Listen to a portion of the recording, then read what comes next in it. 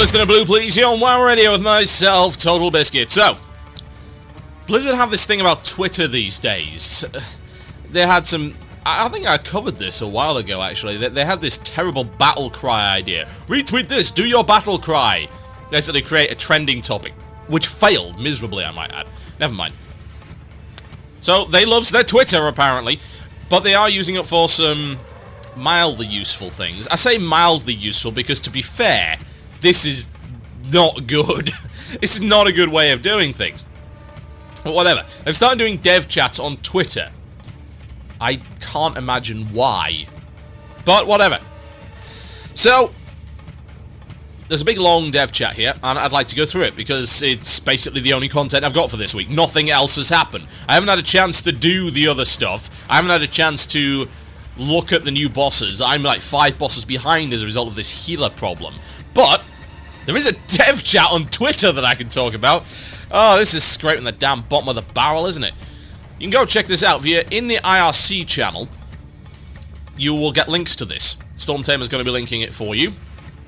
If you're not, well, head over to mmo-champion.com. This is where I'm getting this from. Mainly because their setup is nice, actually.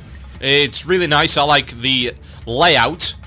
So it's nice to read it from here. That's why I'm reading it here and not the official one. So head over there and have a look and read along with me as for the rest of the show. Aside from the illusion of choice at the end, we'll be talking about this. So, let's get started. The first question was this. If damage and healing is too much per health ratio, then why don't you have battlegrounds/arenas give a minus 30% damage/healing debuff?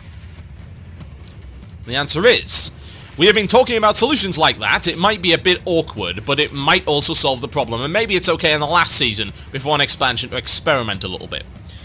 Okay, so here's the problem that I've got with this, and any idea that involves, hey, let's have an aura. Anything that's, oh, let's have an aura is the worst cop-out ever. It is. It really is. Like, we can't even be bothered to go into the mechanics and look at the problems. We can't even bother to edit gear. Let's just flat nerf everybody across the board with a freaking aura. Sunwell Radiance and Icewell Radiance, as we like to call it. The Ice Crown dodge debuff. You know what that demonstrates? Lack of planning. Again. The same mistake made twice in an N-tier instance.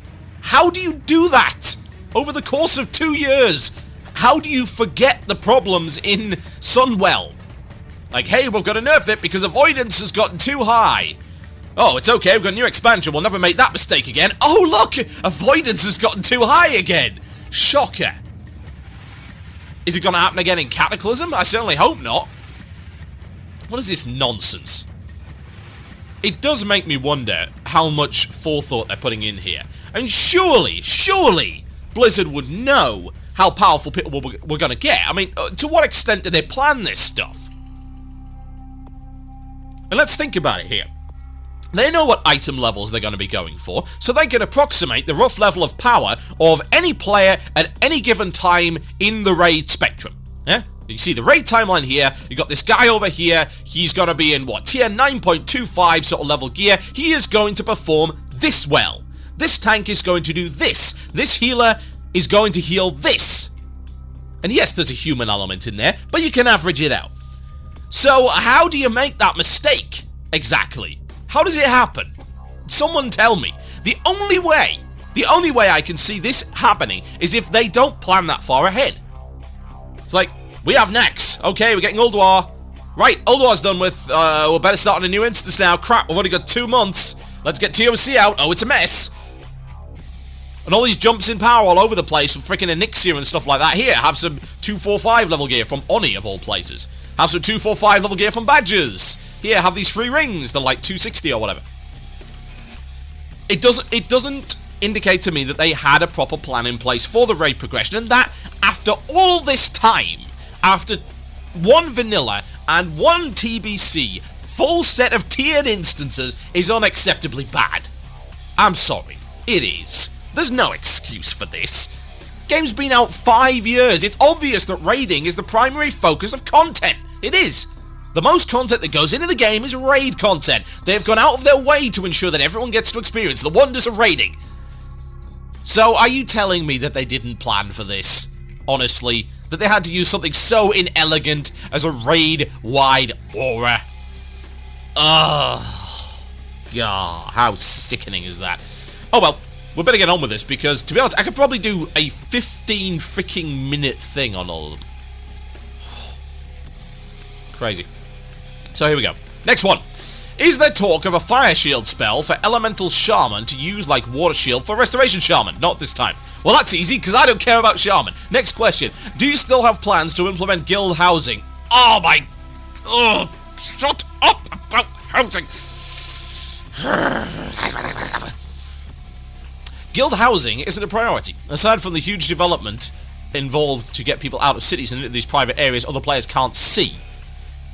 We like cities to feel populated, but I'm not sure anyone expected WoW to be going as strong as it is after 5 years, so who knows in the future.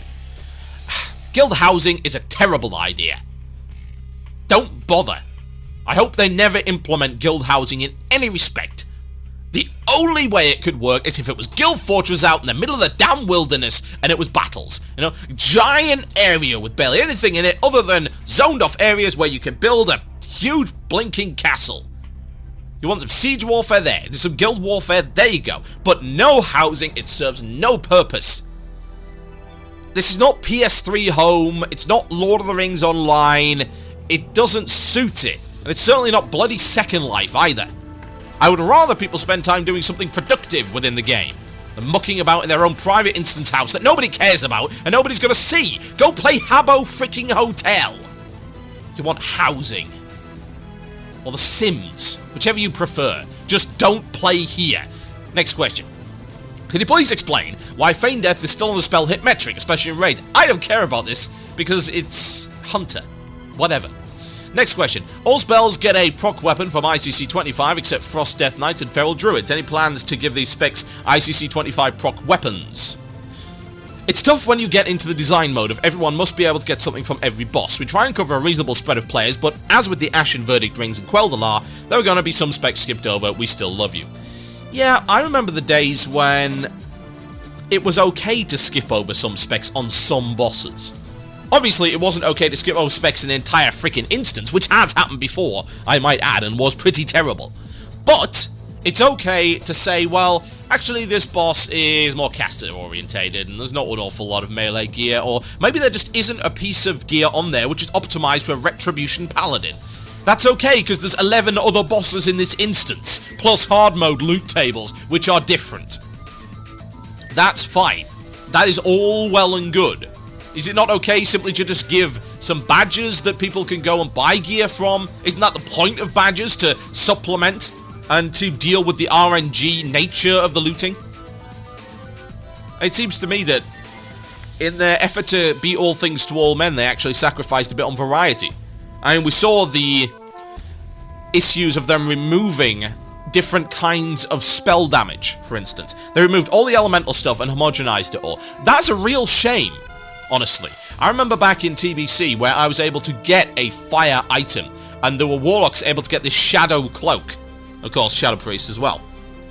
And it was awesome. It was shadow damage, optimized for one particular spec and nothing else. And now I totally get it that this is a bit lousy for other people. But don't we have a badge system now? Don't we have tokens that could be traded in for such things? That sounds pretty good to me. Or did people just whine, oh, I can't use it anymore, I decided to change spec. Ah. Oh, boo-hoo. Do I cry because when I change to Arcane I get an extra 3% hit so I'm over-capped? No. Ridiculous. So yeah, I totally get that. Next question. What is your stance on Fire Mage single target DPS in comparison to Arcane?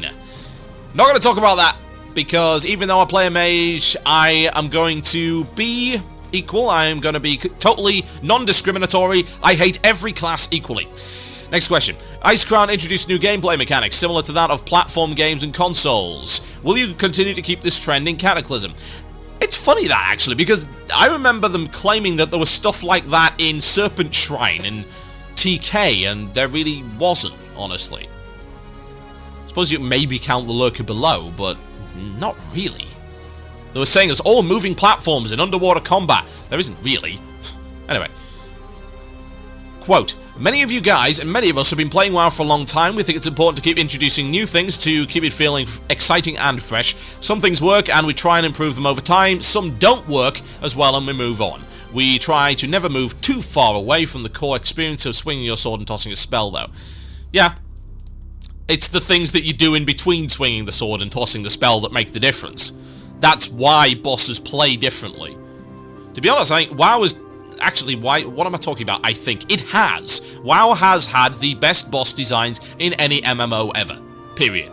It's done way more of them, it's got the raid design down pretty well, and aside from the catering to horrible entitled casual scrubs, it's pretty solid in terms of the raid game. So yeah, I want to see more mechanics like that. Absolutely, go for it. That's a good thing. Everyone should think that that's a good thing. That's more variety. Because let's be honest, there are a couple of things in Icecrown that are not all that amazing in terms of innovation. But then again, you can't expect every boss to be some crazy-ass brand new mechanic. Just doesn't happen. Are there any plans to increase the size of the backpack? Yes, basically there is. That's it. Okay, big backpack. Nice, cool. Don't care. Next question. Siege weapons were a let's try it again. Siege weapons were a unique game mechanic for Ulduar. What was the reason for not adding some form of siege engine encounter in ICC? Oh, I don't know. Maybe because people hate vehicles now? The answer is we didn't want to overdo it. In some ways, the Ulduar vehicles were our chance to show that, yes, we can make vehicles a lot of fun, after, say, the experience of Malagos. Well, they didn't do a massively great job of that. Anyway, Flame Leviathan was unique. Quote, the boat battle in Icecrown is unique. Not every raid needs siege tanks. Yes, thank God, no, it does not. We could do without the vehicles in every instance, to be honest. Vehicles were a nice idea, but I think what people failed to realize is they would rapidly miss the idea of playing their class as opposed to playing some toned-down class with 3 separate abilities. That's what vehicles are, really, let's be honest. They're a class in and of themselves. And no one really wants to do that, especially when they don't handle very well and aiming is awkward and the hotkeys don't work half the time. And the Flame Leviathan fight was pretty good. It was the best use of vehicles they've had, but that doesn't mean vehicles are good. I honestly wish they'd just stayed in the PvP side of things for knocking down walls. I'm okay with that. That makes sense. Vehicles in instances, on the other hand, no, absolutely not. Quote, another question here. Why were party leader rewards for the random heroic daily removed? Answer, we didn't want to encourage players who had no business leading groups to do so. That makes also perfect sense, to be honest. It's like, hey, everyone list yourself as a leader. 1, you barely need to lead. 2, practically, in almost every scenario, the tank is the leader. He sets the pace. So, why say, oh, that random Shadow Priest at the back? He's the leader. Okay, I'm not paying any attention to you whatsoever. But you get extra rewards for doing nothing. Yeah, I think we can do without that, quite frankly. It was a stupid idea to begin with. Next question. When we reach 58 in Cataclysm on Azeroth, do we need to go to the Outlands or can we continue leveling in Azeroth? You will eventually need to go to the Burning Crusade and Wrath of the Lich King content. Azeroth will have a breaking content between 60 and 80. Again, makes perfect sense. Why would you throw away 2 expansions worth of leveling content unless you are incredibly stupid? Straight answer there. That's why I don't like leveling up again. I don't want to go through that stuff. But, oh man, Troll Druids. Troll Druids. Give me a Vorpaltinger form and I might consider it. With heirlooms and recruit a friend. Most likely. Okay, let's do one more before the music break. Any plans on looking at balanced druids? Oh no, we don't care about that. Paladin armor? No, we don't care about that either. It's a bit RP as well, to be honest. Why is it that tanking or healing makes an encounter hard or easy? There isn't much other than high DPS to consider for damage dealers. Answer, there are berserk timers that usually rest on the shoulders of the DPS to beat. There are adds that need to be burned down. Tanking and healing aren't that hard on Deathbringer, for instance. Managing the adds is the key. Yeah, it depends on the fight, let's be honest. I think a lot of people do view tanking as harder than DPSing. But let's be honest, there can be a massive difference in the capability of the DPS. They have to learn their class just like anybody else. And on a lot of fights, DPS do have other jobs. Honestly. So yeah, It's understandable. A lot of people will view the tank as more important because, hey, you can't do an instance without one, and that's fine. Tanks should relish that role as far as I'm concerned. It makes me wonder why there's a shortage of them. It'd be pretty nice to have all that importance riding on your shoulders. Like, hey, you're an awesome tank. You're the reason we beat this, not that DPS mage in the back who's doing 12k in gun drag. Yes, I was. It was awesome. I felt good. My name is Total Biscuit. You're listening to Blue Please here on WoW Radio. I'll be right back after the break with more of this Twitch analysis. Whatever the hell you want to call it. Enjoy.